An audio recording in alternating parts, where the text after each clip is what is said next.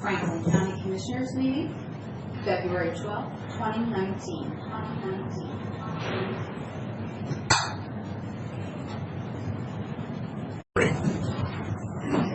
Morning. It is 9 a.m. We're here for our February 12th board meeting. We have three commissioners, Mr. Johnson, administrator, and Noam, the clerk. So we'll start off with, if you would join me in the Pledge of Allegiance.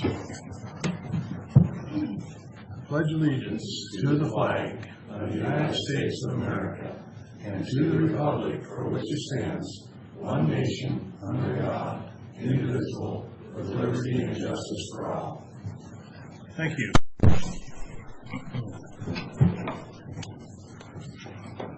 Our first item is our legislative reps from Olympia that I think Keith will.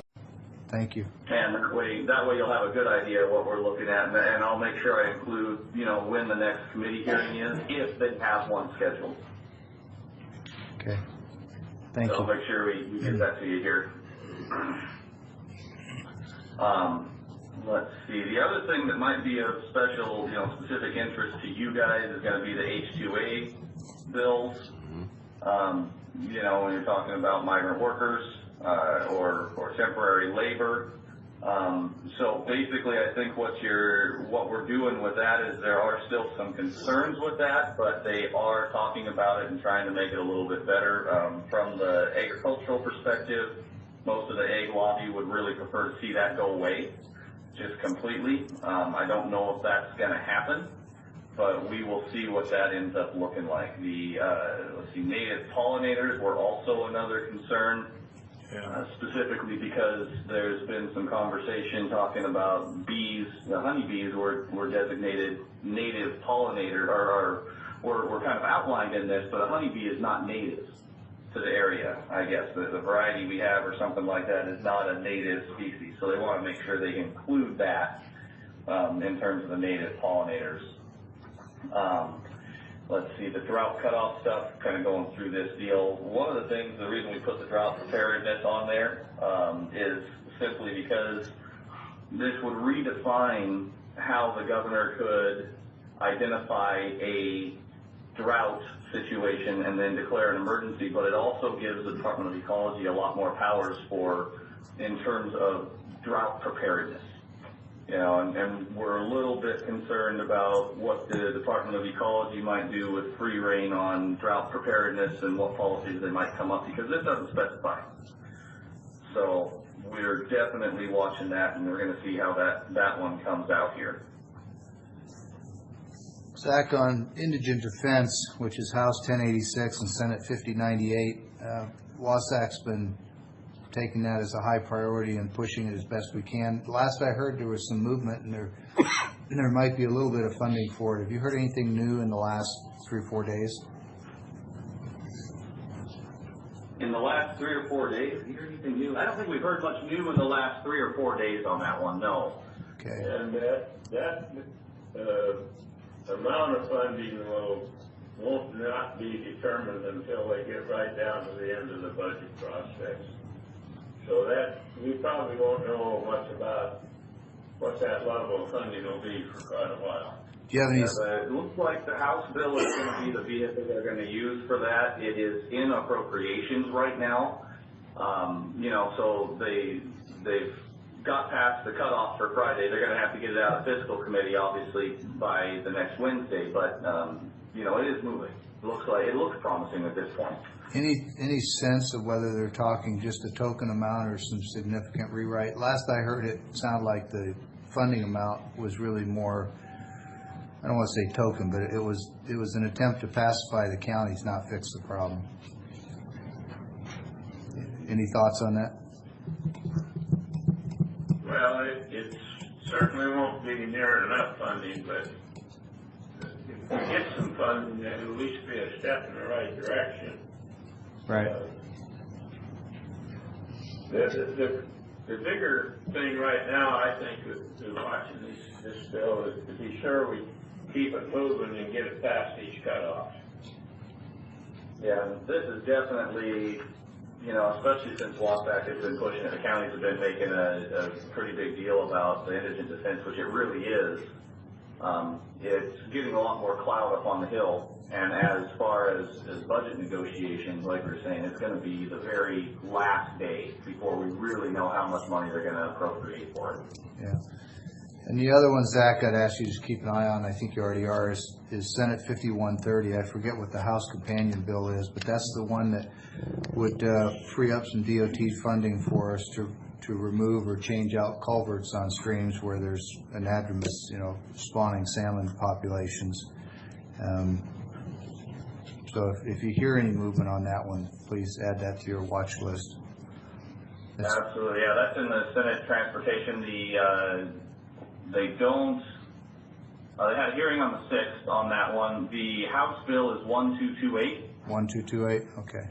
Yep, and that one hasn't gone anywhere. Right. One of the concerns they had, specifically with this bill, is it does help with fish burial or barrier removal. Yeah, burial's what they're trying to avoid, Zach.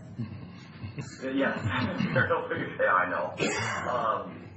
But part of the concern with where they're getting it, coming out of that REAP funding is, and the vehicle weight taxes, the weight fees, is, there's a lot of pushback right now specifically on, vehicle licenses, because about 10 years ago or so, they went down to the $30 licensing fee, and now it's back up, and people are starting to complain again. And so it really ends up being not a good, consistent, solid form of funds. And so we get really concerned about something like that. But, you're right, we do need help in removing those fish barriers. And there will be an initiative to get rid of the $30, or give it back to $30. Yeah, there is an initiative coming on the $30 license cap fees. So, one of the things, if you guys, I'm sure, are aware, we've talked about at the steering committee and obviously around Wasatch is, right now there are fish barrier removals. There's the lawsuit specifically for the state. What's coming is going to be lawsuits against individual cities, individual counties, to remove specific fish barriers and or all fish barriers in their county. And so this is a bigger, more long-term issue than what we're seeing just right now, but it's a pretty darn big issue right now. And even, State Department of Transportation, Ecology, all the departments that are involved, Fish and Wildlife, they have no idea how to fix this problem just for what they're required to do on the state side of things. So it's a big issue. And I think we're making good progress in convincing them that it won't do much good for the state to fix their culverts if they don't help us fix ours, because for every one of those culverts the state has, there's 1 or 2 downstream and 3 or 4 upstream that belong to counties and cities. Right. But they're pushing the counties pretty hard on their barriers and not pushing so hard on their own. Exactly. And, one of the other concerns that we really have, and it's been brought up numerous times, is there seems to be a one-size-fits-all kind of approach to the fish barrier removal right now by the departments. And, some of these streams, you don't need to have a 6-foot culvert that you can drive a train over on some random rural road. So that's been one of the issues that we've come up against, is the engineering that's required and the investment that's required and the actual construction that you would have to do for all these fish removal or for these fish barrier removal things is just kind of ridiculous. And so there really isn't a standard that has any basis in science at all of what size the tube needs to be. And exactly where it needs to go and how long it needs to be and how much road you need over the top of it. So those are definitely the topics of conversation on how can we make this easier for the counties and the cities and still make an effective fish passage. So I think that's kind of where the conversation is going to go as we start talking more about those upstream and downstream barriers for the counties and cities. Hey, I got one more question here as far as there's a big write-up here on the land use legislation on the move. In particular, we got Senate Bill 5259 and Senate Bill 5229. What can you tell us on that? Let me pull those up so we know exactly what we're talking about. I have to do with ag lands. They're talking about urban growth, but then ag lands is in here, and so I'm just curious of where they're going with this. Got it. So the 5259, basically what these guys are looking at on this one is they're trying to encourage the conservation of productive agricultural lands. This is more of an urban deal.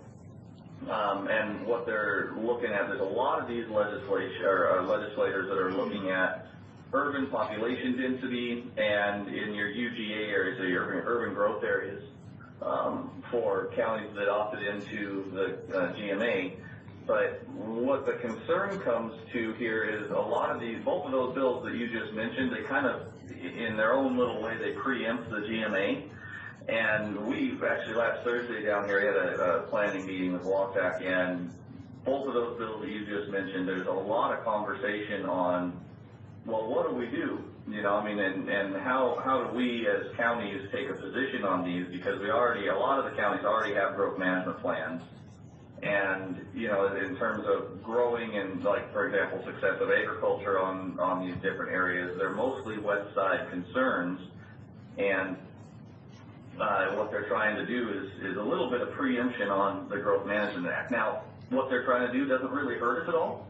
And it's pretty open-ended. It doesn't mean that we have to do any of this stuff, and it doesn't necessarily mean that it's going to be a detriment to us. So right now, the verdict's out, I guess, is kind of the answer across the whole spectrum here. Because right now what they're doing, it doesn't really affect a lot of what we're doing because we already do a lot of this stuff.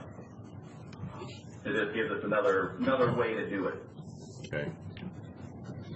Thank you. All right. Yeah, absolutely. Well, it looks like we are, a little bit overtime here. We probably better move on to our next call before they think that we are non-existent. Well, thanks, guys, for keeping us up on this.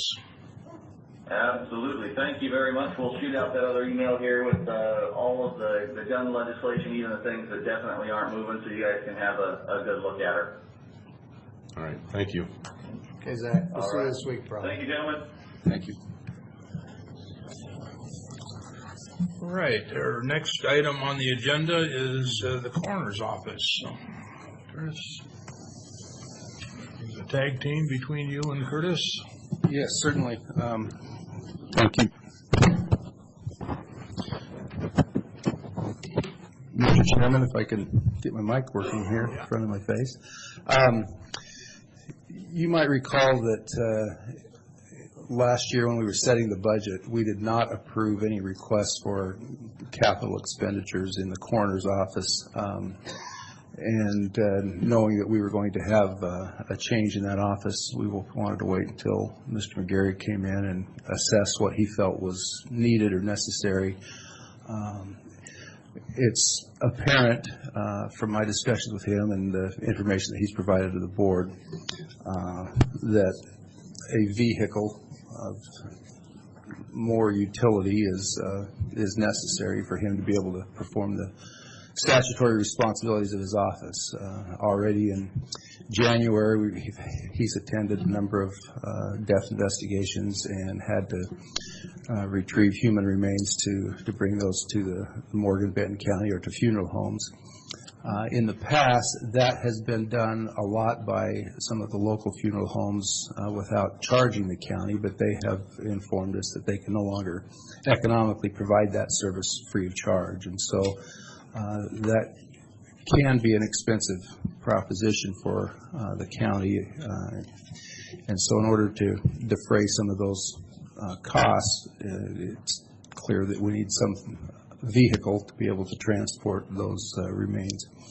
The coroner's office has 3 very used vehicles that have well past their economic useful life. It's costing more to repair them than they are worth on the market. And so we're recommending the board approve the acquisition of a pickup truck with bed shell or canopy on it with a cot and the equipment necessary to be able to perform that function out of the coroner's office. Mr. McGarry came to me with an initial request thinking 2 vehicles would probably be necessary.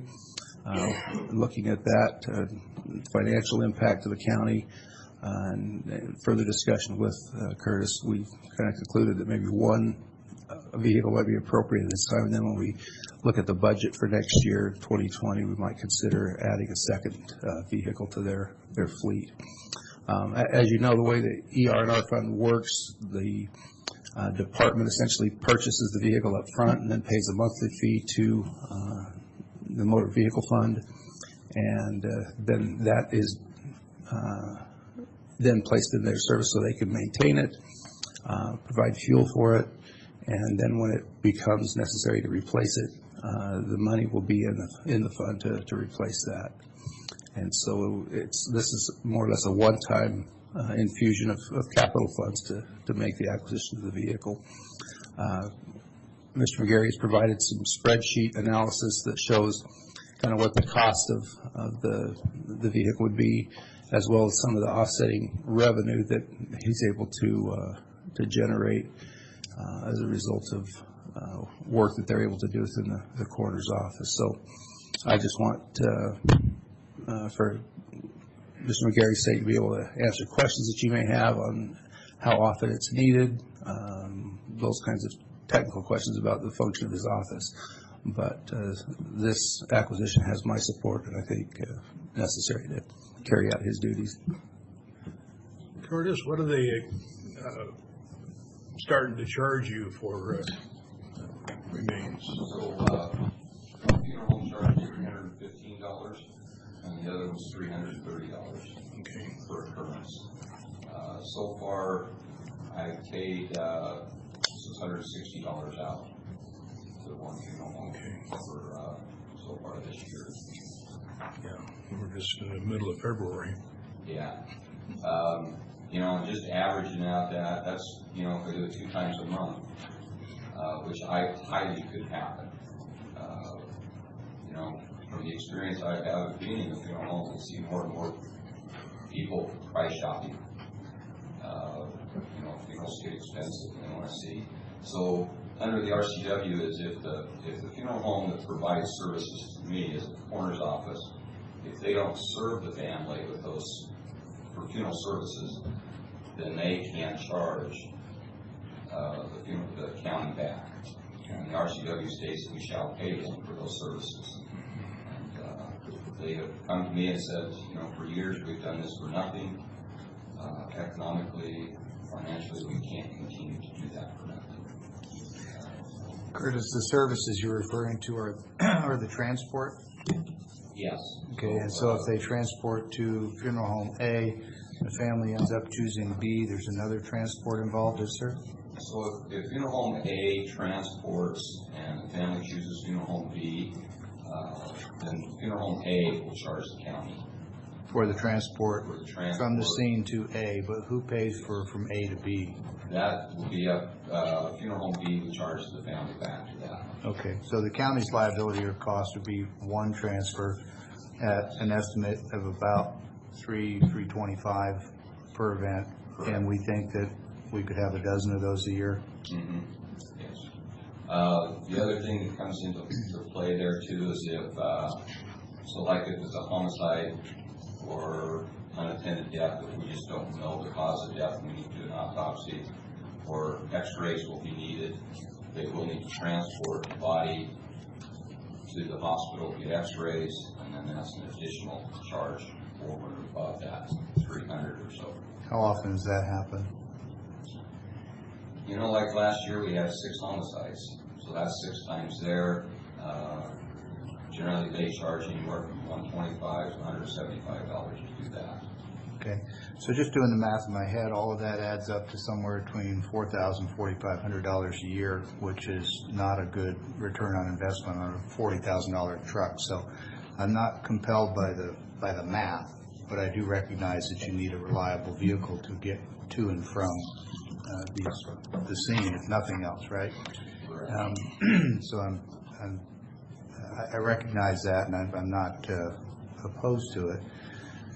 But I'm curious about these 3 other vehicles you've got. How many vehicles do you think you really need? Because this would be a 4th vehicle. I'm going to assume you're going to surplus at least 1 or 2 of the others. We only need 2 vehicles. Okay. Right now, there's myself and my full-time deputy. Once I get a little more hands around the budget, because the funeral is coming to me and saying, we need this money now, we're not going to do it for nothing, I don't feel I can go out and hire a part-time guy right at this point. And I'm willing to work it. I mean, I don't mind that. But the vehicles right now, so we need 2 of them is all.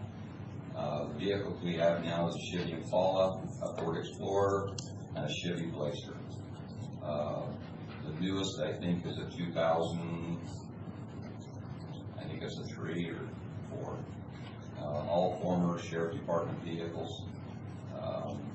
Like the Chevy Impala that I'm driving, several times now I've gone to get in it, and it won't start. Well, if they came from the sheriff's office, we know they've been babied, so it's okay. They've been babied in the ditch a few times, yeah. Okay, all right. Thanks. Just, example, with one of those vehicles, we spent $1,400 on repairs last year. They're not valued over $800. Yeah. No, I don't disagree with your logic. I was just running through the math on, is it more cost effective for the county to contract with those funeral homes to do these transports? Is there a lesser cost vehicle that meets the mission and so forth? But the notion of you having at least 1 newer, completely reliable to get to and from the scene, do transports when you need to, I don't think that's an unreasonable request. We start talking about a 2nd vehicle, then maybe not a new one, but something lesser. I guess we'll know when we get to that day. Yeah. The other advantage of having the vehicle that we can do the removals on is it's going to free up law enforcement. Because they get to the scene, they call the coroner's office, we arrive, and then we call the funeral home. Because we have to make sure that, 1, does this family have a request? Because if they have a funeral home request, we're going to call that one first, because then we're not in charge of any expenses. We won't be reliable for our expenses. From that time that we get there and we call, it can be anywhere from 30 minutes to an hour to 2 hours. If you have a fatality accident, you got law enforcement, you have DOT, or the county that's closed the road, you've got first responders that are all waiting there, so that scene is cleared. Case in point, earlier this year we had one out there in Mesa. We waited over an hour for the funeral home to arrive. Middle of the night, the road was partly closed. I've had experiences working around North Franklin, out in the Clovis area. You're waiting for that. One incident, I know that the deputy said he was on overtime even. So I think that having that vehicle that we can do those removals with will also benefit the county, both law enforcement, first responders. And you have a lot of the first responders in the North Franklin are all volunteers. They need to get back to their jobs. I think that would just be beneficial all the way around. Curtis, when I went over to Wasac training, that was one of the things the coroners were talking about, was using a multi-use vehicle like this, 4-wheel drive, with our rural community north there. I think this is a wise choice, that with the agricultural community, there will be times you'll have to have an apparatus to get to a scene. So I like the idea that you're getting to a pickup with a canopy so that it separates you from the remains. In case if it is a drug overdose, I think that's a very wise decision. So I like the premise. And you are going to get rid of 2 of the vehicles that you have currently? Yes, we don't need them. Whoever will be on call will have the pickup. The other gentleman or the other employee will have the other vehicle. I don't see the need for a 3rd vehicle, even if I hired a part-timer. Because if part-time comes on, that means one of the full-times are not on call or aren't on duty, so they don't need a vehicle. The other thing that the benefit of having this vehicle is I've looked at talked with Northwest Health, Northwest Tissue Recovery. What that is these are companies that do body recoveries for tissue donation, organ donation. They will pay whoever transports the body to their facility to do the recovery. And I inquired with them, and they just asked last week, they were here visiting with me and asked me what that status is on a vehicle.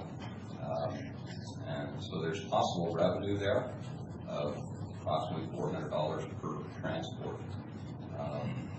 And that would be here within Benton County, Franklin County. I mentioned to them that if I have to go across or something like that, then the price would go up. But they were agreeable to $400 per transport.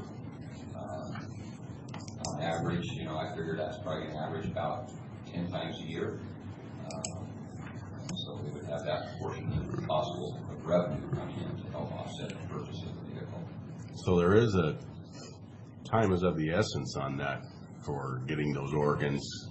What happens if you deliver a corpse and nothing's recoverable? Do we still get compensated? Yes. Okay. Yes, we get paid regardless of whether they are able to recover or not. We had one this last week that we did that we would have been able to transport ourselves. But because of that, we had to go to the county morgue, meet the funeral home there, follow them over to the hospital, and then once that organ procurement was completed, again, go back to the hospital, meet the funeral home there, transport it back to the morgue. So it's kind of time consuming when we don't have that vehicle ourselves too. Just the possibility of possible revenue there, I think, is intriguing to me. One more thing on your spreadsheet here, it says at the bottom of it, this does not cover expense of replacement of vehicles which will be needed. Now, are you talking about the second vehicle that you there? Or? Yes, the current. If we did not approve this, I'm talking about the current vehicles that we have. Okay. Like right now, the Impala is snowed in at my house. It's not moving. So, yeah, we would. That's the cost figures if we have to replace those. Okay.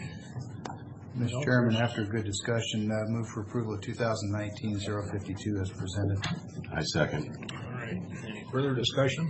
If not, all in favor? Aye. All right. Thank you. Thanks for that. Thank you for it. Next item on the agenda is public comment. We have some comments this morning.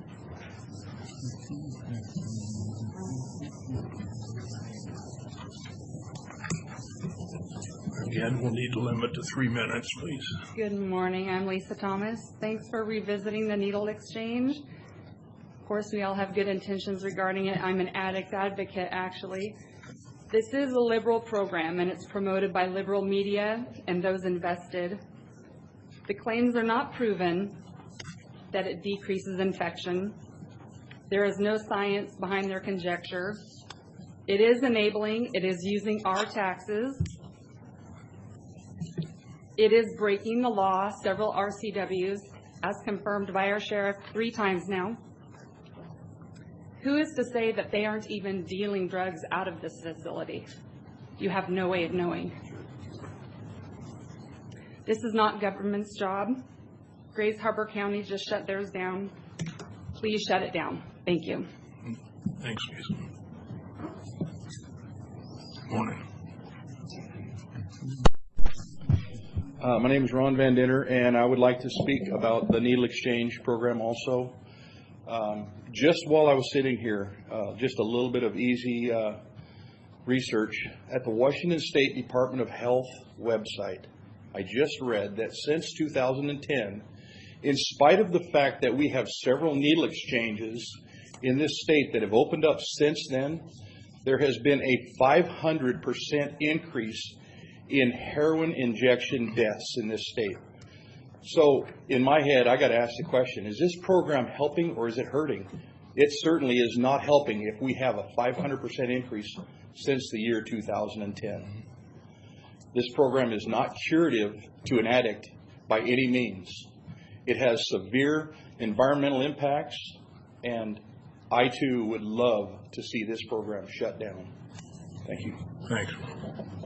Commissioner Chairman, would you mind if I commented on this also? Because I had a meeting with the Greater Columbia Basin, and it was held Friday morning, and it was very interesting because as I went in there and spoke to the people, they presented this slide presentation where they went over those figures. They went over that almost 72,306 deaths in 2017, 51% higher than the year previous. They gave me the whole slide presentation. Upon going through this, I was asking questions. I asked them on the opioid overdose, I said, how many of those are injections of heroin?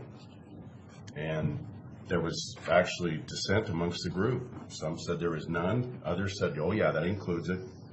And they weren't even clear on that. I asked them, I said, one question that wasn't posed to the commissioners is on this needle exchange, how many of the participants are adolescents? And honestly, it was almost like the deer in the headlight look. Nobody wanted to answer the question. And eventually, after re-asking it, they said, we can't tell you that. And I said, why not? And they said, they have rights. We can't ask them that question. And I said, so let me understand this. I mean, you could be giving needles out to 15-year-olds? And they said, yes. This I have a problem with. As I have a problem with it being dispensed down there at the WSU Extension Building, when I just talked this morning to Jim Waters there, he said that they're getting these people, these addicts, to come in to their facility asking when the needle exchange is going to be open. And let me remind you, it's only open one day a week for 4 hours. When they initially started, there was, according to Tri-City Herald, 960 needles given out in May, 17,000 in September, 20,000 in November. I just talked to a drug overdose person out there at Merrill's Corner, one of our neighbors, and he says that at the high school, the means for getting drugs is abundant, and the apparatus is there also. I don't think we're doing our community any justice here, and I tell you, this is something that needs to be out of that WSU Extension building, because that is where the 4-H kids are going. The Department of Health said they didn't want it at their facility because of the kids that are in there for medical reasons. Why do we put it down there for the 4-H kids to interact with this? We have got to set priorities here. If we don't want kids at the health department to witness it, we don't want kids at the 4-H getting their forms and participating in 4-H to witness it either. We need to readdress this. Thank you. Oh, one last thing. I called our ex-coroner, and I asked him if he had the stats on 17 to 18 on overdoses. He said, I sent you the report, and I said, I never received it. I guess it was sent out early in January. Did you get this, Keith? I did. I never got it. And looking through it, and I asked him, I said, 17 to 18, what's the comparison here for overdose deaths? He said it's up 100%, but that's pending from the toxicology lab on a number of people they haven't ruled yet if it was an overdose. So it could even be a triple amount, because I think there's 12 pending. Morning, Sheriff. Good morning. How are you? A point of clarification, just so everybody knows in the room. Jim Raymond did not say that what was happening was illegal. What Jim Raymond did is try to educate people who are calling me how the Title IX-A's of the state of Washington are laid out. Those are the criminal codes, and the RCWs, and how all of these different things entwine. And there was discussions about possession with intent to deliver, possession, and the classes of the crimes they are, and possession of drug paraphernalia, and how it becomes drug paraphernalia, and that being a gross misdemeanor. And I stand by those. I mean, you can obviously get any website, read the RCWs and the Title IX-A's, and you can make those determinations for yourself, because they're clearly written there. And that was the topic of our discussion. But the bottom line is when a person goes out on the street with a needle in their pocket And the other accompaniments of those, it becomes drug paraphernalia if there's other elements that are attached to that needle, be it clean, be it dirty. It doesn't matter. You are in possession of drug paraphernalia, which is a crime. So I think that's the intent of what I was trying to say. Sheriff, can I ask you a question real quick? Yeah. So if somebody left that facility and they were pulled over by one of your deputies or stopped on the street somewhere, and they were in possession of those needles, can they be arrested? If there's other elements attached to that, yes, you can, such as a rig, a tying off rig, or and those types of things they receive at that exchange also. I don't know about that. I know that they receive syringes. They receive a lot of supporting items also. Okay.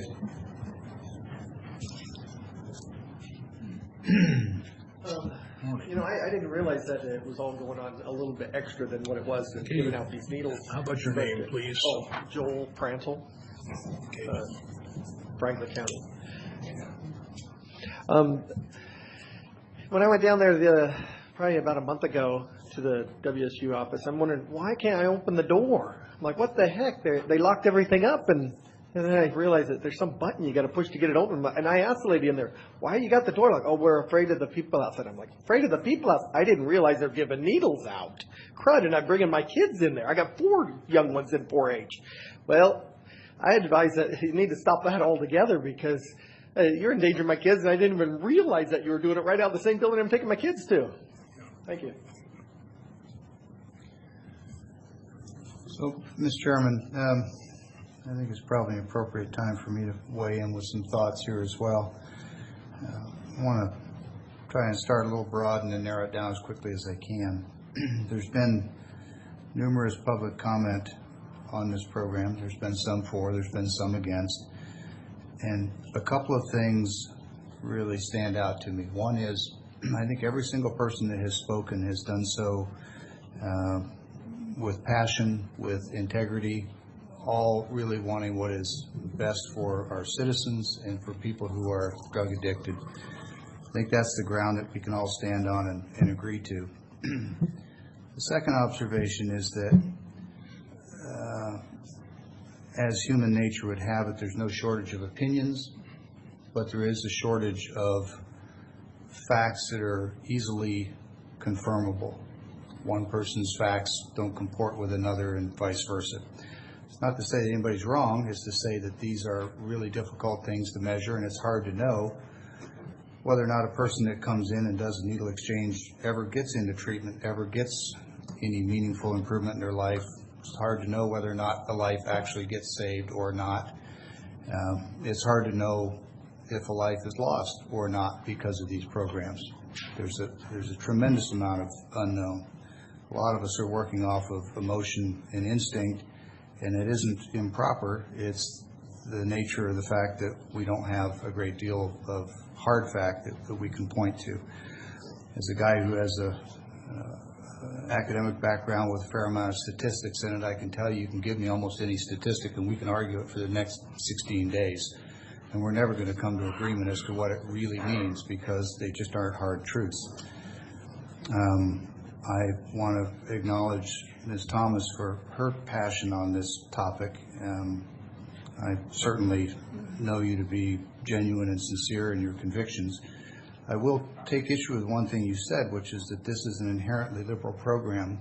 I had a conversation with, and I want to be clear, it's relatively brief, but I had a conversation with Kellyanne Conway out of the White House in D.C. last fall on this specific subject.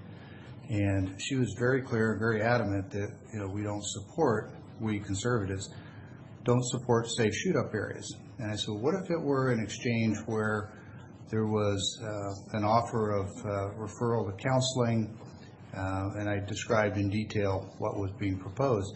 And her response was we wouldn't be inherently opposed to it. We'd look at it at least. So I don't think it's an inherently liberal concept to want to try and help people. The question is what works and what doesn't. When this program first came up, like many of you, my response was not in my county, not now, not ever. But then I also agreed to listen to the presentations of information. As I've just described, a lot of the information is anecdotal, it's emotional, there's not a lot of hard data to support it.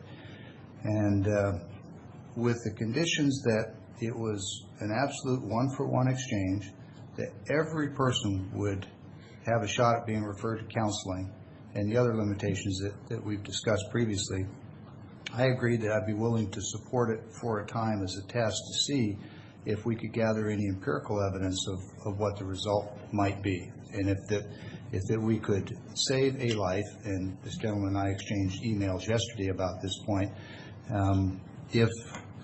if you could save one life and you knew for sure that you had, and that was your son or your daughter, absent any hard evidence that it was costing a life somewhere else, I would have to lean in favor of saving that life.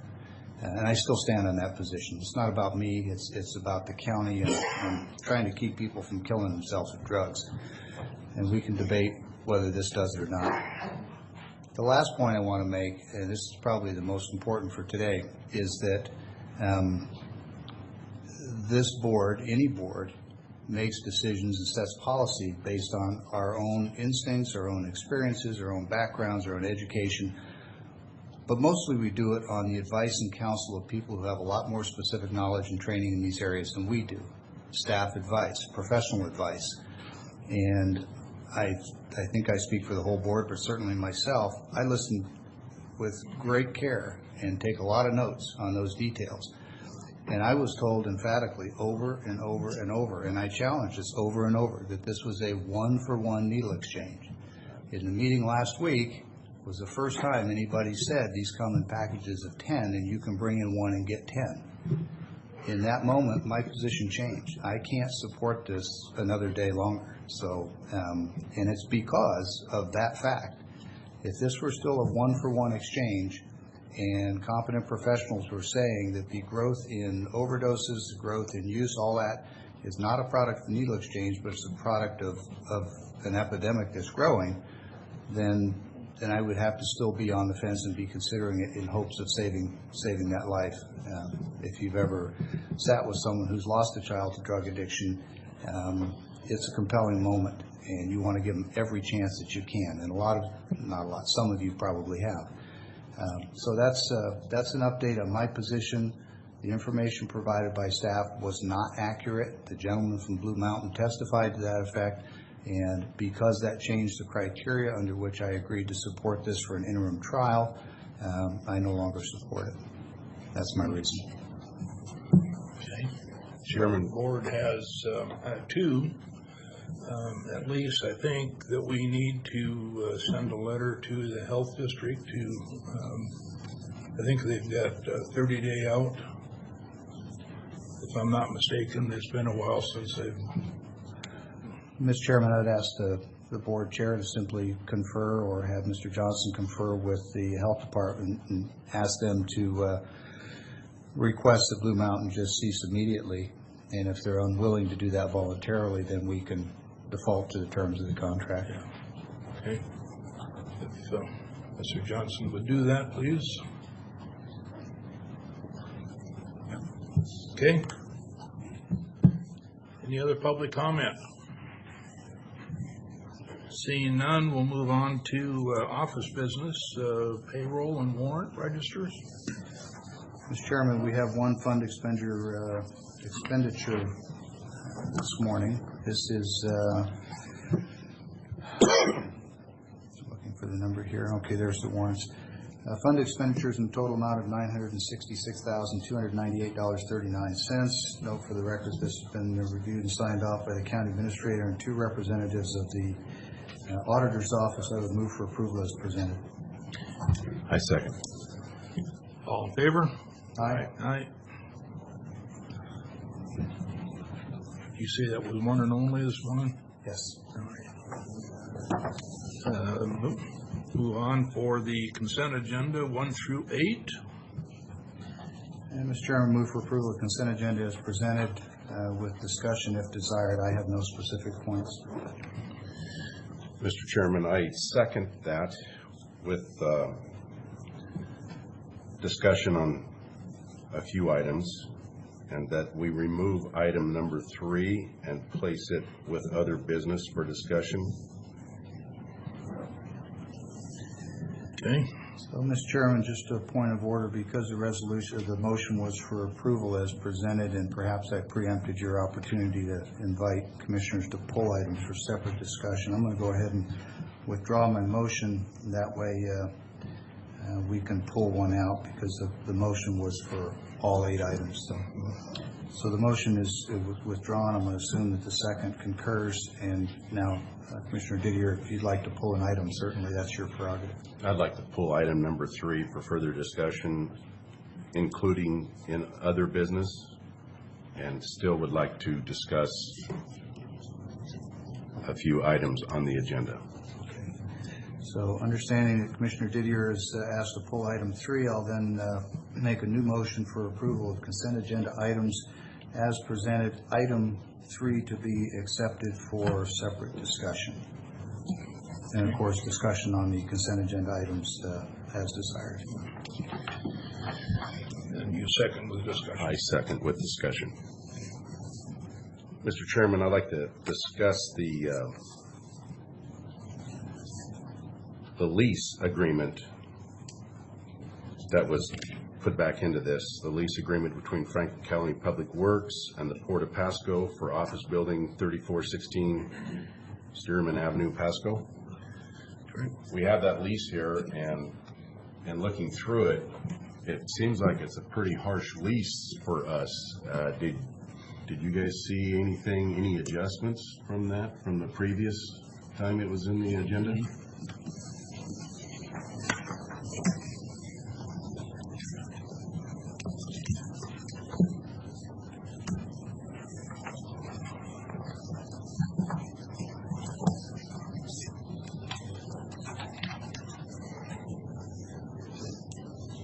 It's item 6.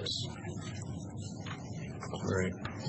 Pete, did you or Matt want to speak to any adjustment and the concerns that I raised in a previous meeting? Yeah, I believe the concerns were raised over our ability to terminate the lease, and that language has been modified in the new version. It has been modified? I'm looking at Matt.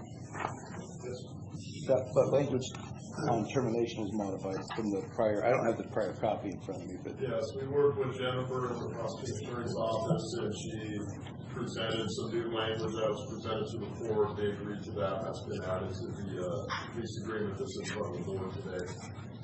And where is our rent gone to and from on this building?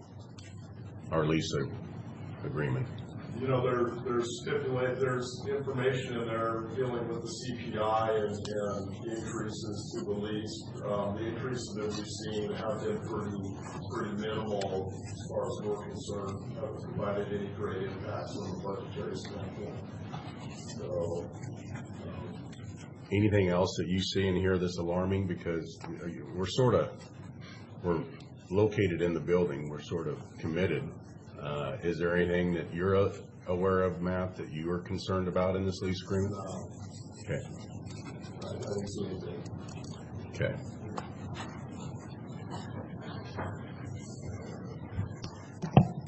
Anything further, Commissioner? Yeah, the juvenile clerk collective bargaining agreement, number 1. This one here,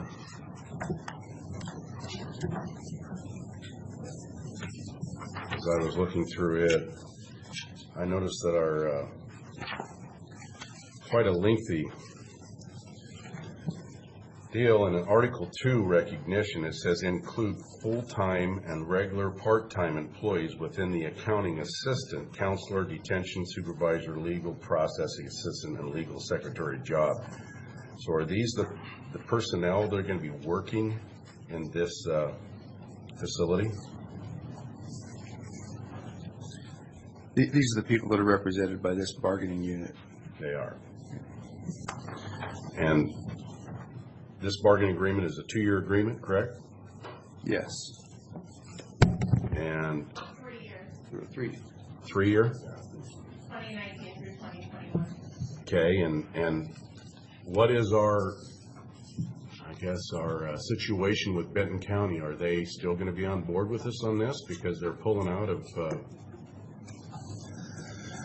That's beyond my scope as the county's negotiator, but this is for a bargaining unit within the juvenile detention center. right? And Benton County is also a signer to this contract, so certainly any changes in the So they're on board? administration of that department, they are scheduled to sign this agreement. For this one, I believe they, Have they already signed? It was signed on February 5th. yeah, Benton County already signed this agreement. Okay, that was my main concern. And then the personal service contract between Redwood Toxicology and Benton and Franklin Juvenile Justice Center. My question here is, why isn't there a toxicology lab here in the state of Washington, in particular the Tri-Cities, instead of sending this all the way to California? Curtis may be a better person to ask that, or The Jim. closest we have is the state lab, And where's it at? Seattle. And what's the price difference between using this facility and them? Well, for us as the coroners, they do not charge us. We pay through the death certificate fees. Our fees are paid for that. But if we go to an outside source, Which is Redwood? which is not. Oh, it's not. We use outside sources back in Pennsylvania. They charge about $125 a pack. That's an agreement with the coroner's office. How often do we use them? We don't use them very often because of our budget. But that's why we wait 6 to 7 months to get tox reports. Through the private company, we get them back in about 10 days. Commissioner, if you'll. Yes, sir. So, the state toxicology labs are for evidentiary purposes at least, they use the state toxicology labs. In this, now I'm just making a jump and I assume that this is the company that they utilize in order for court-ordered drug screenings or those type of things that the courts have basically contracted with in order to do that work with juvenile offenders. So it's not an uncommon practice within the justice system to use outside resources for those things that are evidentiary in nature. So most organizations have some outlet for private testing. Okay. So my bet is the state probably has a agreed upon contract with this company to do that testing. And it's court approved. Okay. Those were my questions. Thank you. Okay. With that, we are going to vote on items 1 through 8 minus item 3. All in favor? Aye. Aye.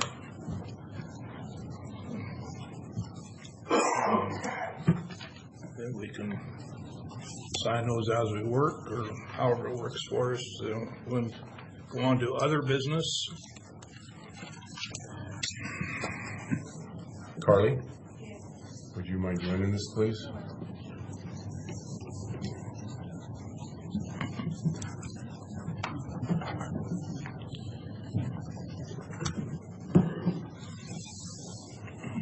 So on item 3, which is the Pumera Blue Cross contract for 2019 employee medical benefits, I understand that we have a 2-tier system which was put into place last year, and I have had now 2 different people tell me that it's costing them more money this year for their insurance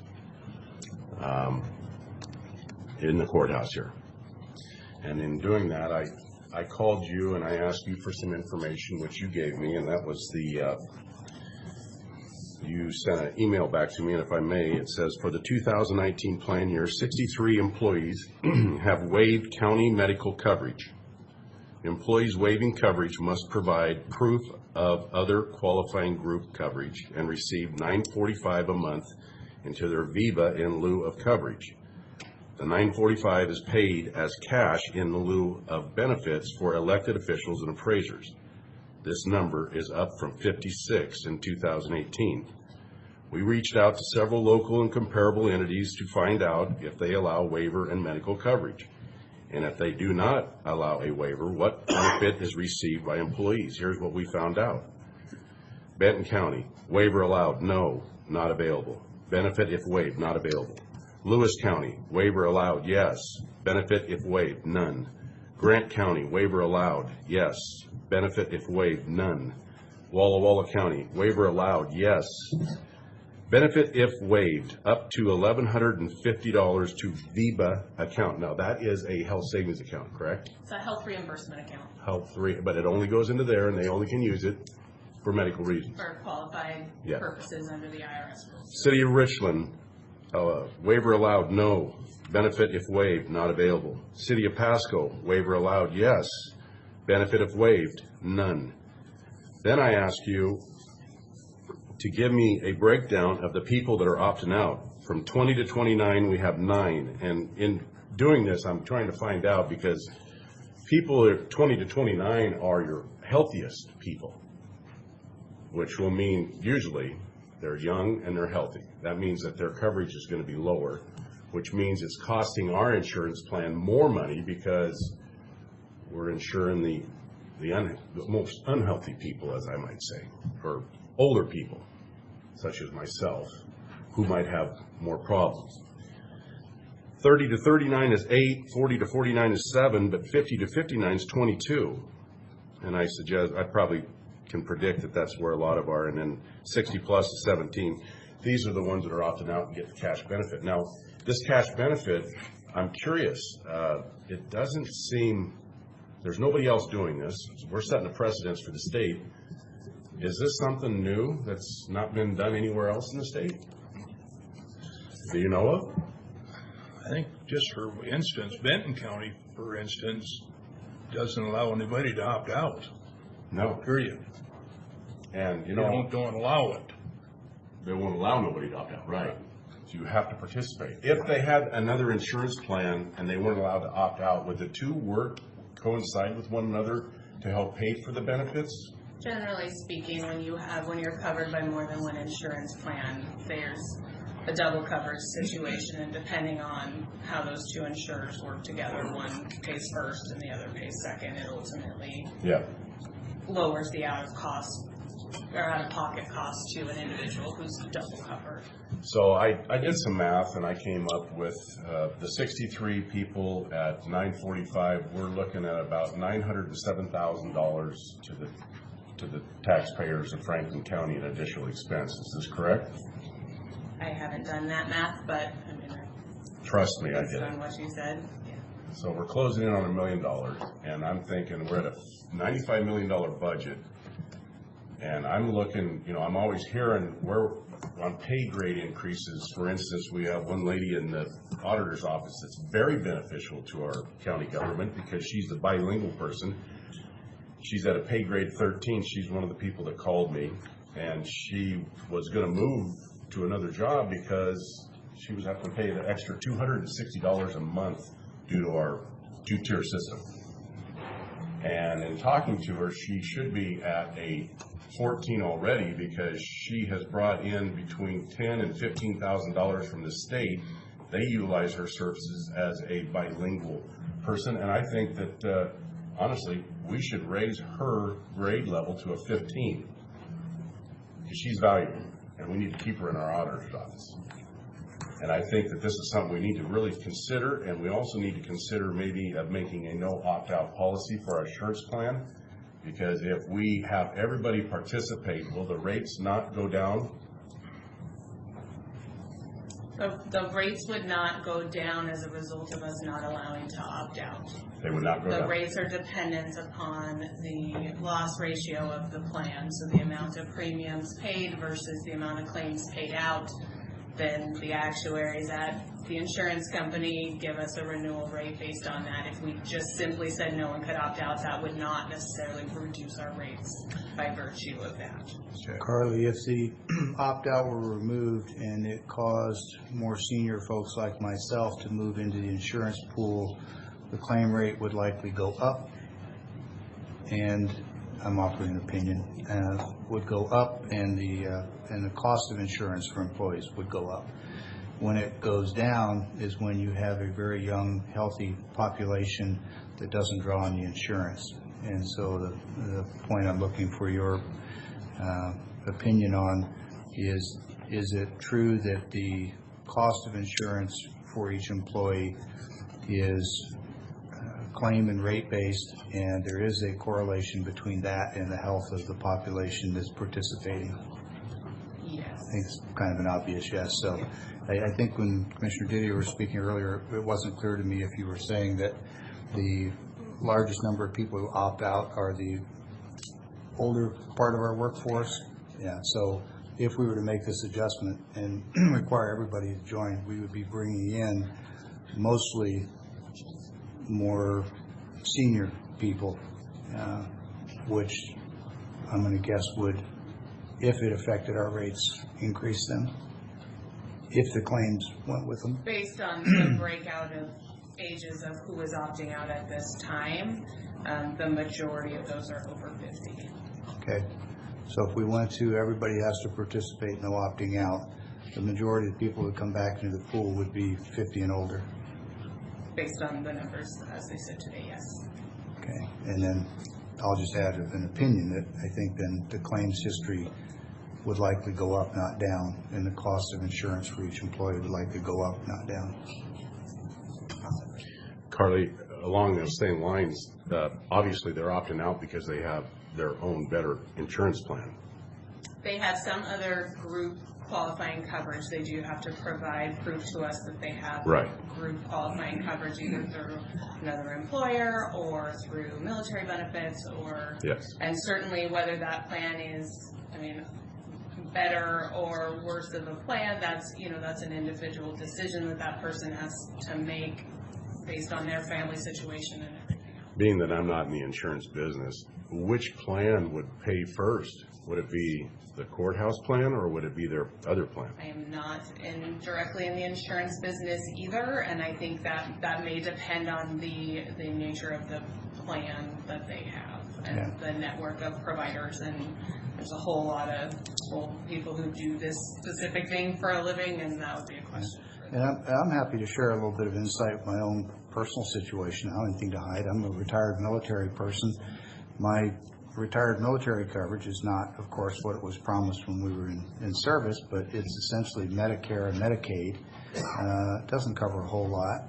And the VIVA dollars, or cash in lieu of, is what we use to pay the difference between what my government coverage will cover and what the real cost is.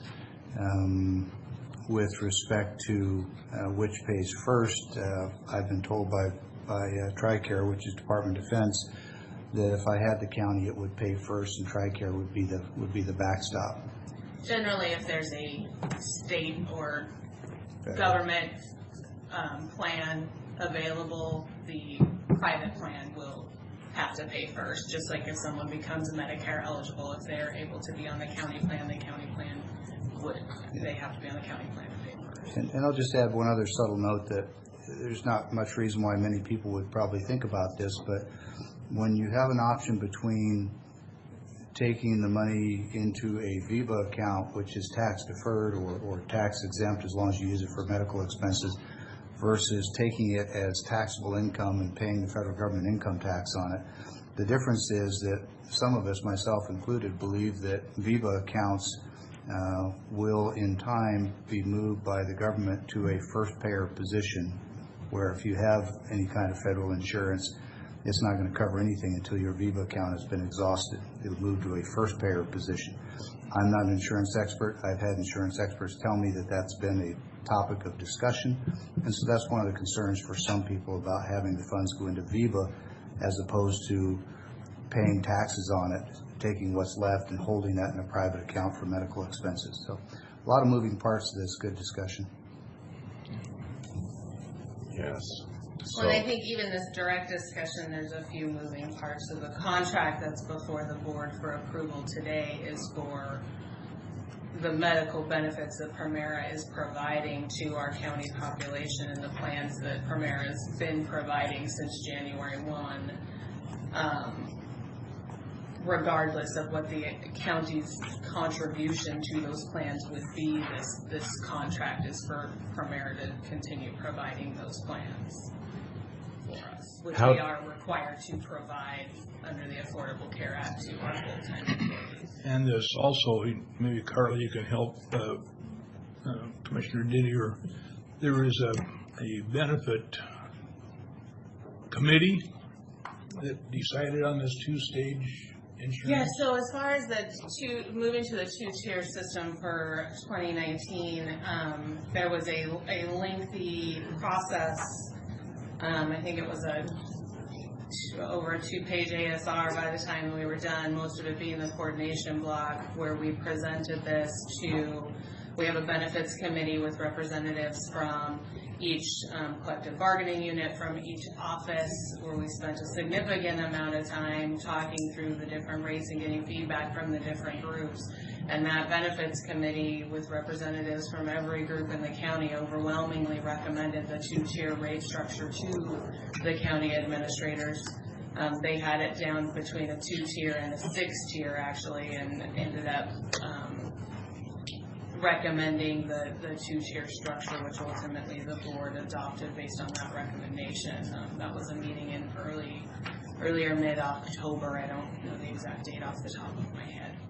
Do you remember, I know they had this committee selected the top 3. Do you know who the top 3 that was selected for the picking of the final? Was Conover in there? Was Conover one of the top 3 in the selection process? Okay, so that's a separate issue. So you're talking about the request for proposals for a benefits carrier. So when the county went through that process, that was before my time, so I can't really speak to that. When I joined the county, Conover was our benefits broker, and I mean, I will say they do a very good job for us in terms of shopping the market and everything. But that's a process that I believe happened in 2011.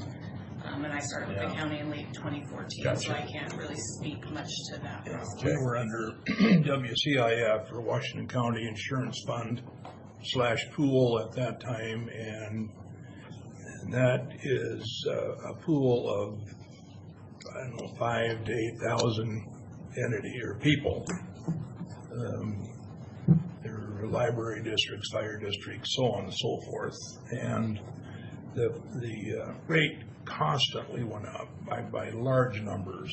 So we went out and asked for proposals, and at that time, like you say, 10 or 11, whatever it was, Conover came to the top. But Conover is just a broker, right? So they aren't. So that helps some of the background. So I just re-ask the question: are we setting a precedent here by giving cash instead of a Viva account? I don't see it happening anywhere else.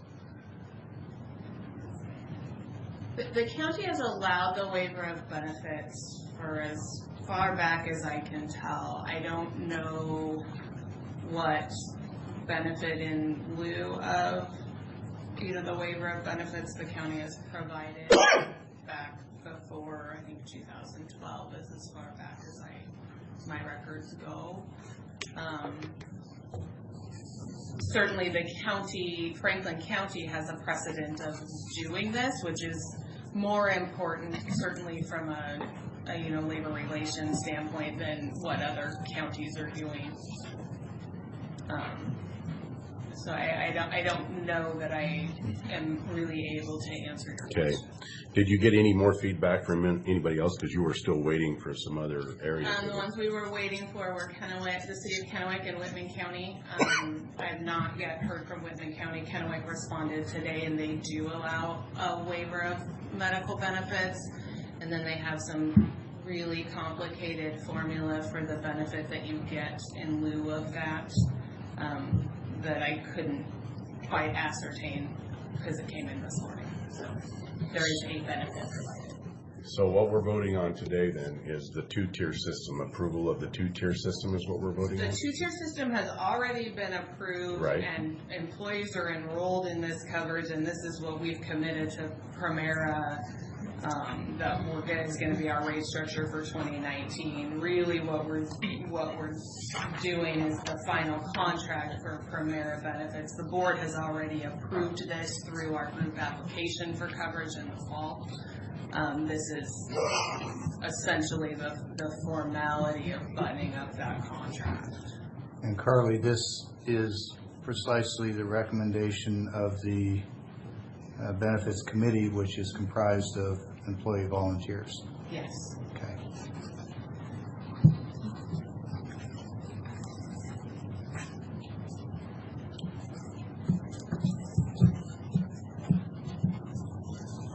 Any further discussion? Need a motion to approve Resolution 2019-055. Mr. Chairman, item 3 was exempted from our consent agenda today. It refers to Resolution 2019-055, which is authorizing the board chair to execute the Primera Blue Cross contract for 2019 employee medical benefits. I move for approval as presented with a recommendation of the Employee Committee, Benefits Committee, and staff.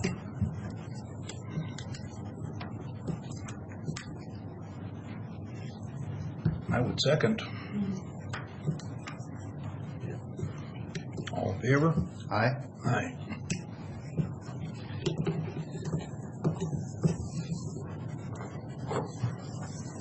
And, Mr. Chairman, for the record, we might poll for any opposed, just so that we have it on the record.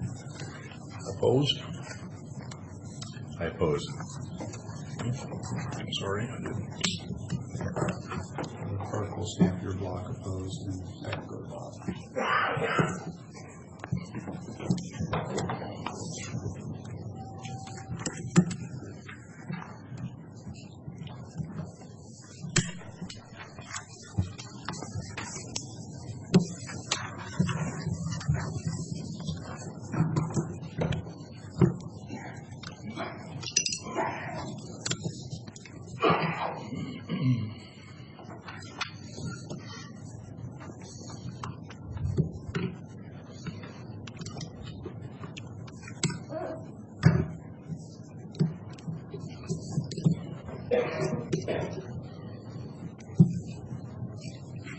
Turn the page here, go on to Keith, please. Thank you, Mr. Chairman. Last week in their Board of Commissioners meeting, Benton County raised the issue of a potential split of the Bi-County Human Services Department. We've been operating that on a joint level for a number of years. Their board has expressed a desire to restructure the way that process works. They do not seem to be interested in a direct sharing of responsibility between the two boards. They have instructed their county administrator to begin the process of looking for a way to split that up into either separate county functions where Franklin County would stand up their own Department of Human Services, similar to what we did with OPD at the end of 2015. Or they are willing to consider an option where Benton County has a Department of Human Services in which Franklin County contracts with their department to provide those services in Franklin County. I've had some discussions with Kyle Sullivan. He's not here today, not because he wasn't invited, but because he had some other agenda items in Benton County who meets at the same time we do. But we've kind of looked at it from a big picture perspective. We recognize that there are some real challenges with trying to completely split the two functions. There are funding grants from the state that are administered on a regional or a area basis. For example, the Community Homeless Grant is based on population of the Tri-Cities area. There's money in some of those accounts, so we'd have to go back and do an accounting of splitting those if we were to pursue a complete split. So I'm kind of just making you aware that that discussion is in process. I would say no final decisions have been reached. No, we haven't received any official communication. I understand that will be forthcoming, a letter of some kind that will outline Benton County's intention to move forward with this. We're looking at realistically at the end of June of this year is when some of those grants and contracts expire. They've indicated, at least verbally, that they don't want to renew those bi-county contracts beyond June 30th. So we're, over the next few months have to develop a plan of what Franklin County intends to do. As I said, there's kind of two options. One is to completely start up our own Department of Human Services, which I think creates its own set of headaches and problems. I'm not particularly in favor of that option. I don't think that's in the best interest of the citizens who receive those services. But also the other option would be to contract with them either on a short-term basis or something like that to give us an opportunity to look at different models and see what makes sense for the long term. We recognize that June 30th still is some time away, but that's not very long in terms of government process, and that's going to approach fairly quickly. So I would welcome the input of the board as to what you'd like county administration to do to move the ball. I think at this point, we almost need to hear, we haven't gotten there's been hearsay so far, yes. News media and hearsay. I understand that they're drafting a letter to send to us, and it'd be maybe a little premature until we get that letter to see what they have to offer. Or I could understand like an MOU of some sort with them, and I think they're just trying to separate the voting of the 6 commissioners. So, Mr. Chairman, don't really have any interest in trying to come to an answer on whether we should set up our separate function or not, at least not today. We'll deal with that in due time. But there's a couple of things that I think we all need to be really attuned to that drive this whole discussion. And that is that nobody in Franklin County ever elected a Benton County commissioner. And when you have a partnership between 2 counties, you have 2 separate, distinct legislative bodies, and they must have equal voice in decision-making, setting policy, costs, expenditures, and so forth. When you go into a subordinate contract relationship, you then have 3 commissioners elected in Benton County setting policy, budgets, practices, procedures that we then adhere to as subscribers to that service. That completely, in my opinion, undermines the voice of the people in Franklin County. When you have a partnership, it needs to be a 50-50 partnership with the 2 bodies, 2 legislative bodies, excuse me, working together to make decisions that are mutually beneficial to both counties. Where the rub usually comes in is that Benton County is about 70% of the population, excuse me, and Franklin County about 30. There are a couple of different formulas, one for the courts, one for human services, that determine how we split the costs of programs. Benton County has said privately and publicly on multiple occasions that if they're paying 70% of the bills, they should have 70% of the vote.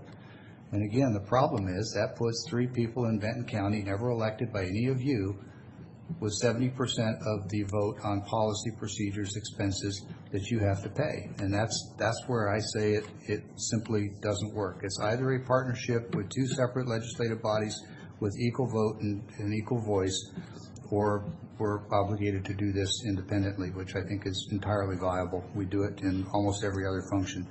And then lastly, I'd say that with the exception of our judicial system, which its bi-county nature brings a lot of efficiency and improves access to the courts, with the exception of that, I think our other bi-county programs were derived in a time when Franklin County was so small, population and economically, that the partnership was a significant financial benefit. Today, the county has grown to nearly 100,000 people, and our revenues are sufficient that we can, in fact, run these programs efficiently, independently. So just want to offer that as a preamble as to why the notion of being a subscriber, unless we have an equal say in policy and budgets, puts our taxpayers and our citizens at risk of being directed and obligated by people they never elected. Thank you. Keith, if I may. Now, I've been told that this is all grant money.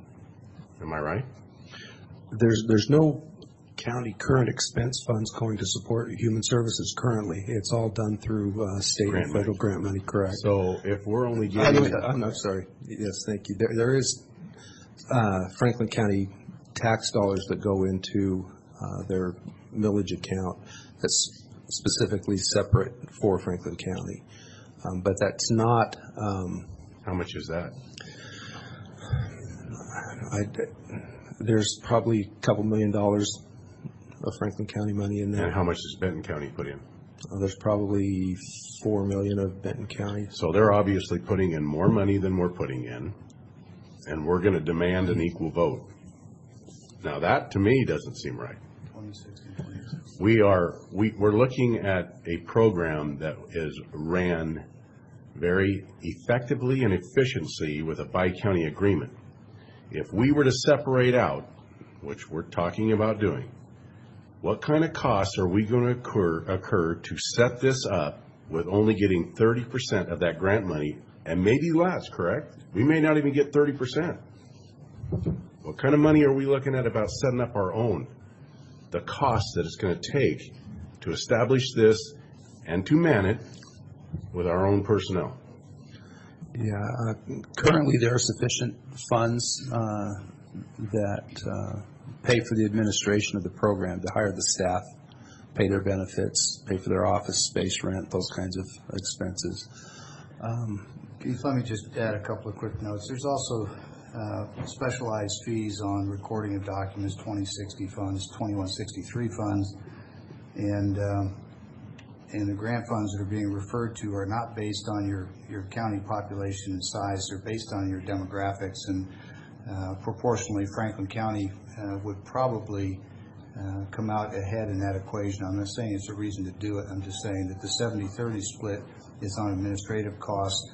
The distribution of grant funds is based on the needs in your county, and Franklin County's demographics would drive a higher percentage or a higher share of those funds than Benton County.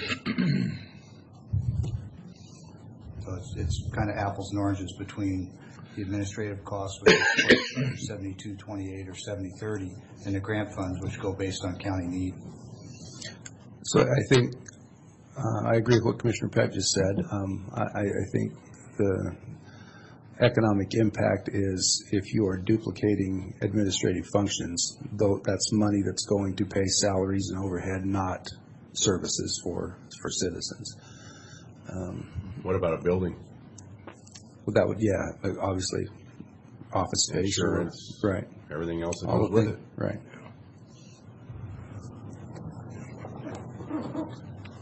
So, as I said, I think at this point we just need to see what an offer is, if any, and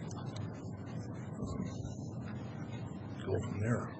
And might I add that Benton County is our neighbor, and I know out there in the farmlands, if you don't get along with your neighbor, it can be hell. And I think we need to get along with our neighbor, because it's very important for the Tri-Cities, for the growth of the Tri-Cities, that we get along with Benton County and we work together to make this a better community for all. Okay. Anything else? No, I don't believe so. I think Shirley put a letter together for the Bureau Reclamation. Did she give that to you, or? For the Bureau of Reclamation? A letter of support. I don't recall seeing not confusing the Army Corps of Engineers letter that we sent last week. No, we talked about this last week, and all three commissioners agreed to send a letter of support for the Bureau for the extension of the expansion and completion. of Oh, the yes, east and yes, west sides. I apologize, yes. I asked her to put one together. I don't know if she ever got it finished or not. Yeah, I haven't seen the final copy of that, but. Okay. Yeah. Okay. I'll make sure we get that done today. Anything else, Keith? I think there's a request for executive session, but that's all under administration. That's all with the administration office business. Okay. Well, in that case, it's time for public comment once more.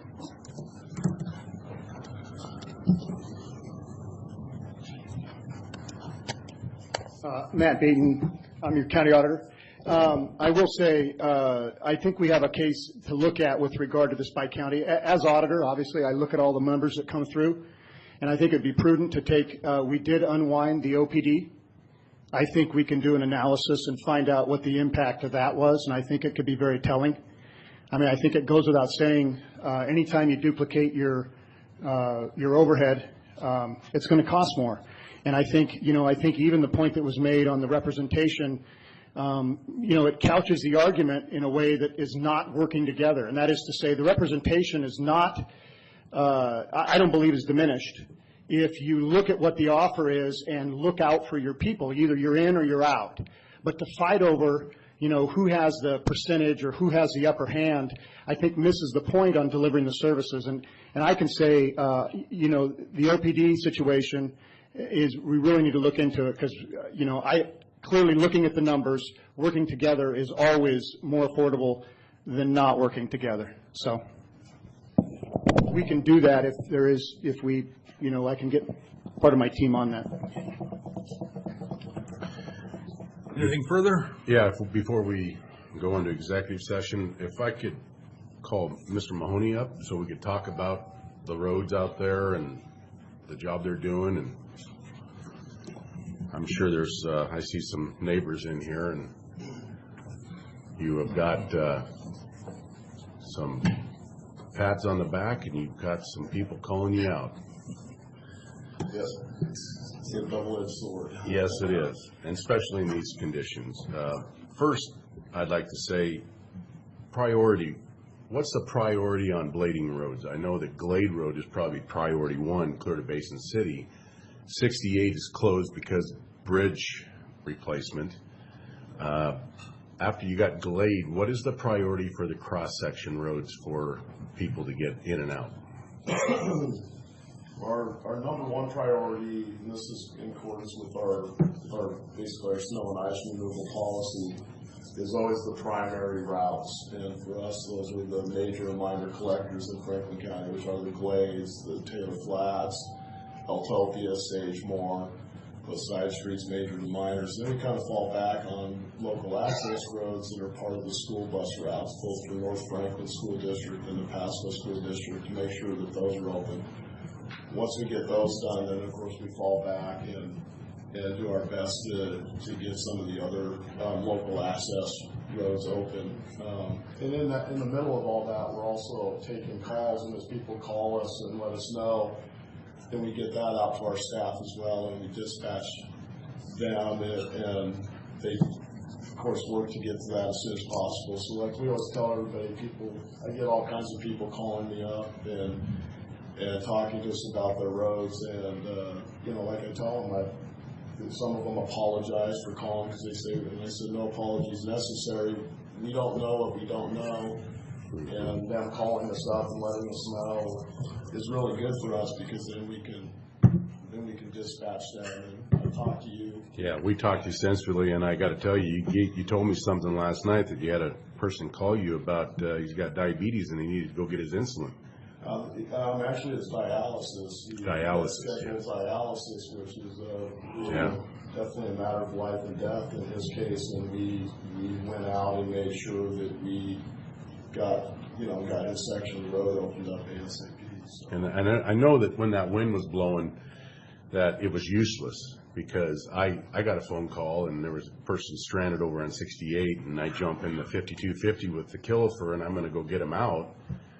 Well, lo and behold, when I got about halfway over there, I noticed my light was on, battery light, and I hit a big snowdrift, and blade was up, but it still stalled the tractor out. It shut off, and it wouldn't start.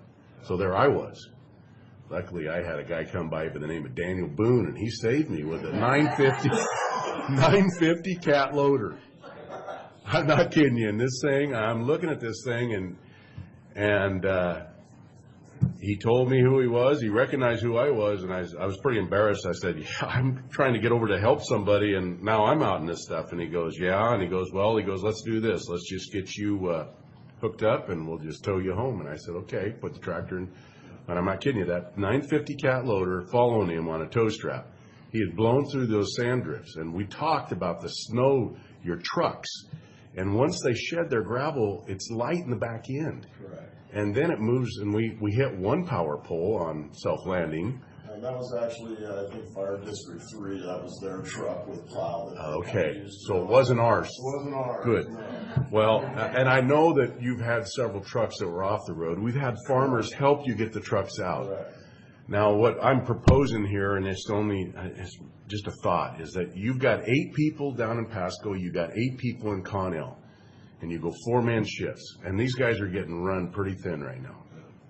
Why don't we have a volunteer group, as we do with the firefighters, as we do with the medical teams, and have some farmers that are trained under your tutelage, and we can jump in and help. And we are helping with our apparatuses, but you guys have the better apparatuses. Those road graders with the weight, that's really what we need to tackle these drifts with the big loaders. Like I seen that guy, because once that snow sits for a day or two, it hardens. And it almost becomes, impassable. But that 950 cat loader was blowing right through it. It was incredible. Yeah, we rented 2 more as it was coming down on us to make sure we had them on hand. We've been using those. Our supervisors have even been in equipment running. So we have every employee, every piece of equipment running. And what you bring up is actually a very interesting, thought-provoking idea, and it's something I'm not just more than willing, but absolutely will investigate. And Matt, I want you to know that these guys that are offering, and I've had numerous farmers, they don't want a dime for it. They just want to help, because it's all about our community. And trust me, we know that they were out there helping us. I mean, we know that, and we appreciate that. And I made the mistake of trying to come in, and I shouldn't say it that way, but it felt like it after I was freezing to death. I thought about driving our roads on Saturday when it was kind of at its worst. It ended up having to, luckily I had a couple of snow shovels in my back, and ended up shoveling out about 3 or 4 different vehicles that were stuck in drifts. So, Now, let's look to the future. Now, we know we're in the Columbia Basin, and we'll have a Chinook come through here as sure as I'm sitting here telling you that. Yes. I suggest that since we didn't put a culvert on Glade Road, Taylor Flats is already down because of bridge replacement. We need to have pumps ready to go at Glade and Cedar, so that road does not wash out again, because it's a drain field that comes right down through there, and we didn't put a drain tile in there when the road was all tore up. We got to make sure that water doesn't compile and then have the force to take the road out again.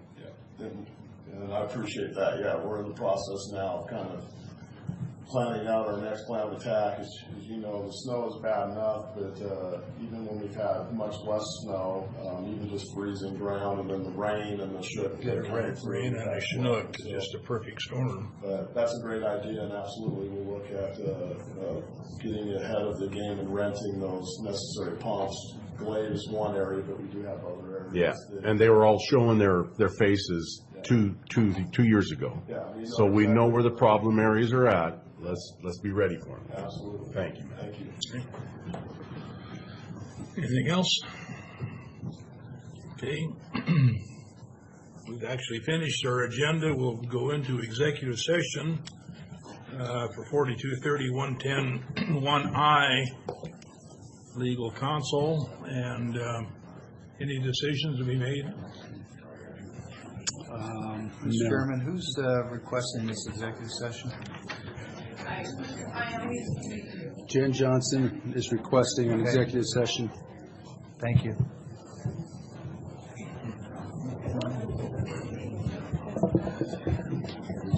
How are you? Good to see you. Take care.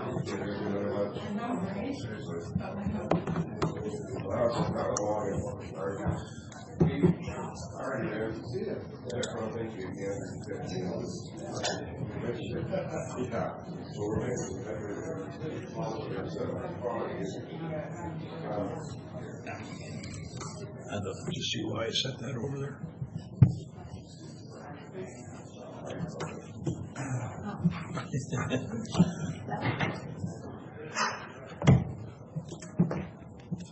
I think we should have on the record while the recording is going, who's calling and who's requesting for the meeting. I am calling one, not on behalf of a different department than Mr. Beaton. Okay, so the request for the executive session is from the county auditor, from Mr. Beaton? I also had a request in, so I don't know which one actually. And that's what I'm trying to get clarity on, is which is. I don't think Mr. Beaton's listed under executive session any place in this agenda. Oh, all right. I thought there was, I spoke with Keith earlier. I'm sorry. Well, and if it is what I had gotten letters from or emails from, I think from what I read, your first attack is to go through Keith and rather than executive session. Because what I understand, what you're bringing up is hearsay. According to what you sent.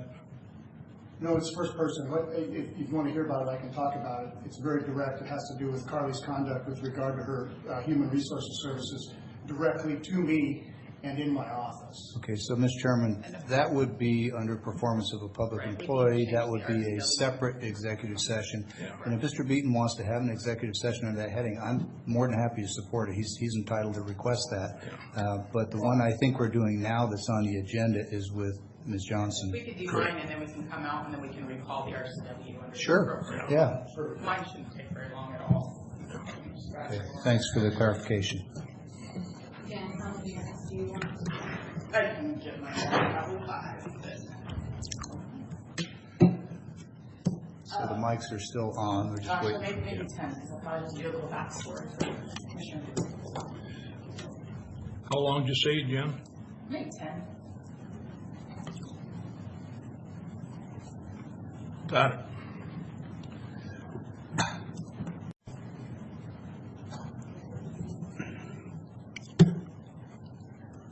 So, Mr. Chairman. We are out of executive session with no decisions made. Back into general. Mr. Chairman, I'm aware that there's a request for another executive session under performance of a public employee. I think the board would be well advised to seek counsel from Ms. Johnson before we do that to ensure that the topic and the discussions would not be deemed prejudicial or potentially bring action against the county for having certain parties present or not. And that's just an area of expertise that I don't have, so I'd like her counsel on that. So what I was just saying is I understand there's a request for performance of public employee executive session. Before we entertain that, before I'll participate in it, I needed to have some sense of what the ground rules are for who's present, who's not. And that really has to happen, I think, in executive session as well, because we're talking about individual employees. So if you're prepared to undertake that, then we can move forward. Okay. We have an RCW? Yes, it's being requested under RCW 42.30.110, paragraph 1, subparagraph G, review performance of a public employee. That's been requested by our county auditor, Mr. Beaton. And I'm not sure how much time we expect, but probably 15 minutes. I'd recommend up to 20. Up to 20 minutes. And Mr. Beaton, do you have a request for who should be allowed to participate in that? That's probably the question that Mr. Peck's referring to for Jen. Is it just you and the board? Yeah, at this point, if it makes sense to, have someone else come in, you could do that. So with that, then, I'm going to ask the board to have a brief discussion in executive session with legal counsel under RCW 4231.10.1I, which is potential litigation, before we entertain Mr. Beaton's request. Happy to entertain a request, but I want to have this other discussion first because it'll tell me whether or not I'm going to stay and participate or not. Truthfully, when I'm talking to you, I'm happy to have this same discussion. I mean, someone told me this is the appropriate place to have it, but I'm happy to have it in a public session too. So it doesn't matter to me. This was based on what I have to say. This is. I think at this time. Yeah, at this. Cut you off that it is appropriate to do it in an executive session, and if you guys. That's what I was led to believe, so I don't, this all this, That I would request for this discussion, Mr. Beaton, Jen Johnson, the board, and myself. Excuse me, Keith. I have a request on the table for an executive session for the board, legal counsel, you, and the clerk, and no one else. It'll be brief. It'll probably take us 5 minutes or less, but there's a question, legal question, that has to be answered before we move forward. I agree. Thank you.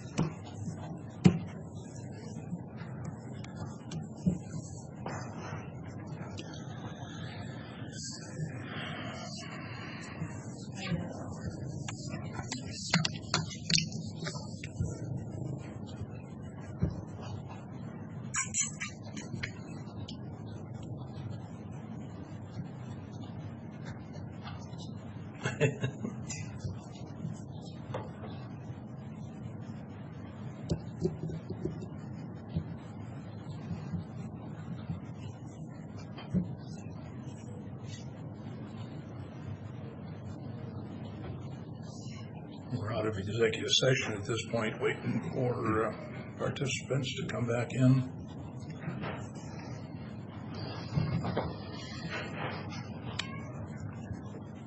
it might be appropriate to have Rosa here then as well if you're going to have Carly here.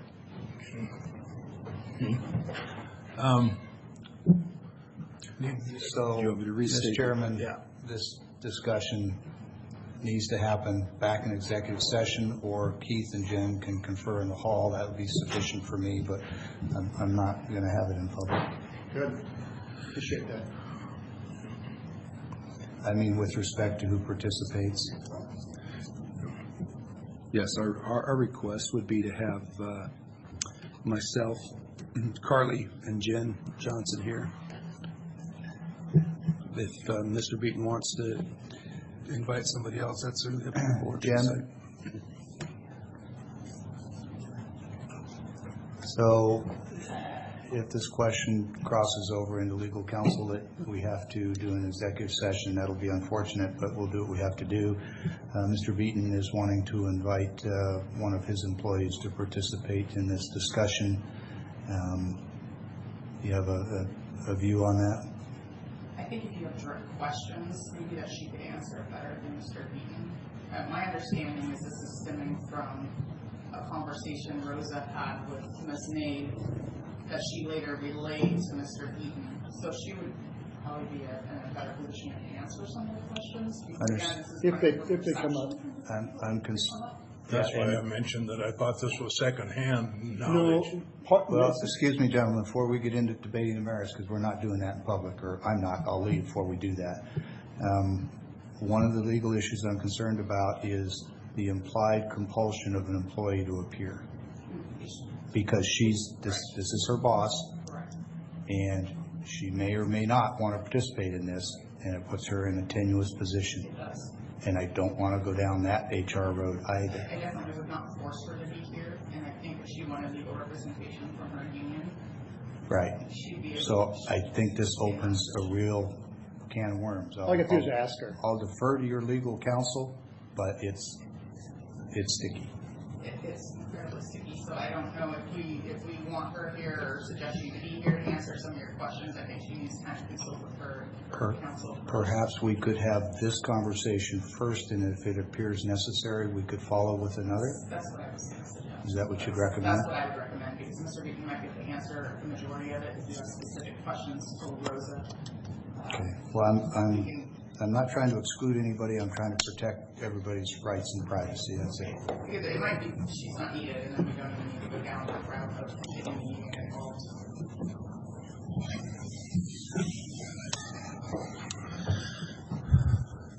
Okay, you need to restate that RCW. Yes. I don't have it written down. The RCW is 42.30.110, paragraph 1, subparagraph G, review performance of a public employee. Up And to is it about 20 minutes? probably 20 minutes. Okay. With that, we will go into executive session.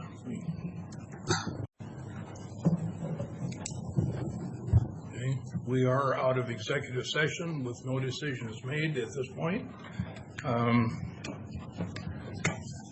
Commissioners or Keith, do you have anything further? Just a quick update. We had a Veterans Advisory Board meeting last evening. It was scheduled for 5:30. I got there at 5:30, but it's illustrative of the commitment. Most of the other folks were there well before that, shooting for 5 apparently. Good discussion. Representative from the Auditor's Office, the Veterans Advisory Board members were there. Kyle Sullivan, Sheila Berry, who works for Kyle in administering our Veterans Program. Good help and support from Human Services. I think I reported previously that the brochures have been printed. I'll be delivering those this afternoon to Ms. Berry. And the advisory board missed a meeting due to a previous cancellation a week ago, but the policy review is underway. Some good discussion about whether or not we wanted to exactly mirror what was happening with the Benton County policy, or whether we wanted to make some adjustments to that, specifically to Franklin County. I think we decided on the latter. We continue to have a secretary there who's a member of the VAB who takes notes and produces minutes, and our PA's office advises and confirms that under the Open Public Meetings Act, because the Veterans Advisory Board has no taxing authority, no decision authority, is purely voluntary and provides advice and counsel to the board, that they don't fall under the jurisdiction of OPMA. That's not to say that we aren't open to having people come and observe, and I want to note and acknowledge and thank Commissioner Didier. He was there last night observing, which I think is a positive, beneficial to the county. I have no issue with that. And I think that's it for the update for right now. Anticipating another meeting within the next 3 weeks or so, in which we should have our proposed program policy ready for consideration, or at least in a final draft. May I comment on the meeting? Please. I was there, and I'm impressed with the board that's put together. There are 5 members. One of them was not in attendance, so there was 4. I believe there's going to have to be 3 there to make a quorum, correct, in a decision? Or what is it? What number is it out of the 5? Well, it's an advisory board, and the chair brings forward recommendations from the body, and as the policy is put together, they'll definitively lay down how many they need, but I would say that for now, a reasonable operating principle would be a simple majority of 3. I expect that's what the written policy will say. The policy could be written that the chair receives input from the body and then he decides, but again, it's an advisory board. I'm not a member of it. I go as a liaison from this board, and we'll see what they propose. But 3 would be, I think, reasonably acceptable. Well, I'm on the Track Advisory Board and the Franklin County Weed Advisory Board.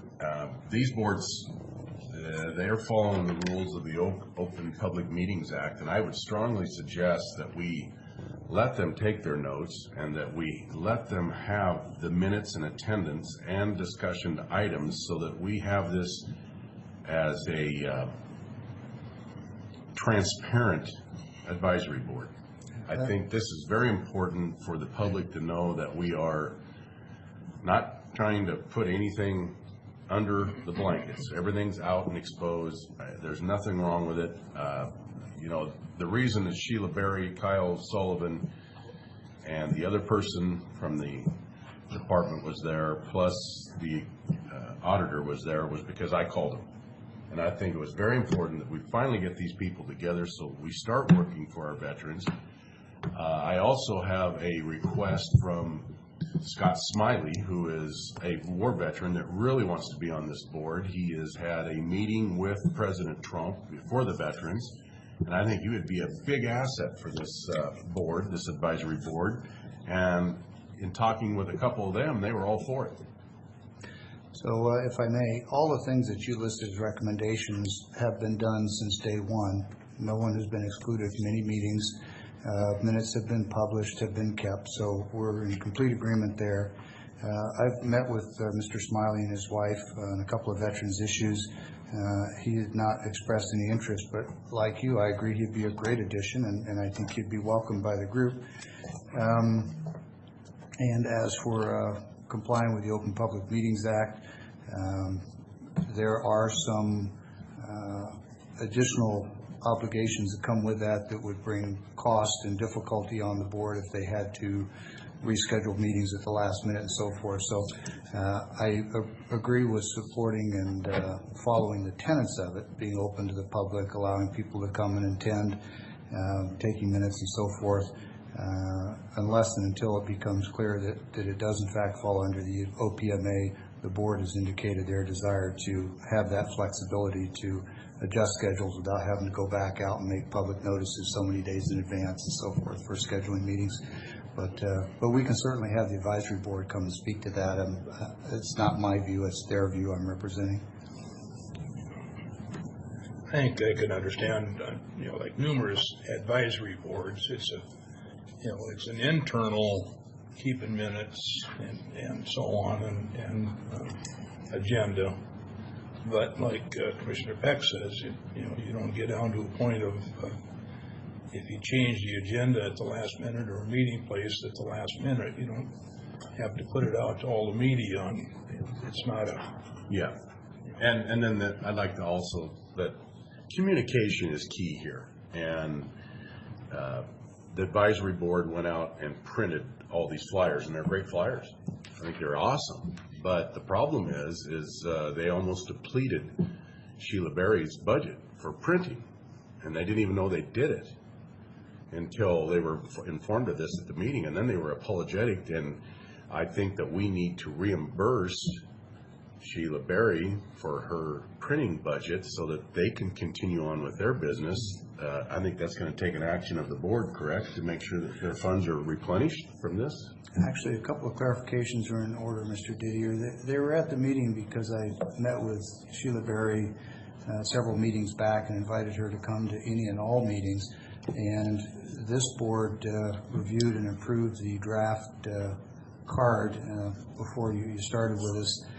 And the statement for the cost of those printing was to go to Ms. Berry, but not to be paid until the county funds were brought into the program. So perhaps there is an element of miscommunication with respect to when the bill was to be paid, but actually the coordination with Ms. Berry and Mr. Halterman, the advisory board chairs, has been quite good. So I wouldn't want people to misunderstand that the advisory board actually has been doing, I think, a pretty fine job. I wouldn't want to take away from their work.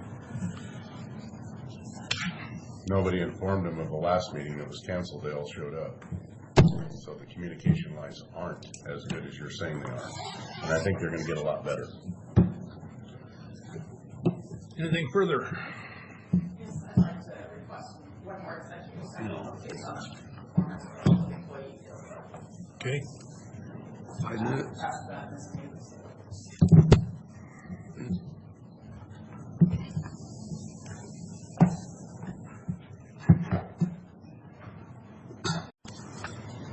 Best of my knowledge, we're out of our last and final executive session for the day. I'll ask once more if there's anything for the good of the board. If not, we are adjourned. Thank you.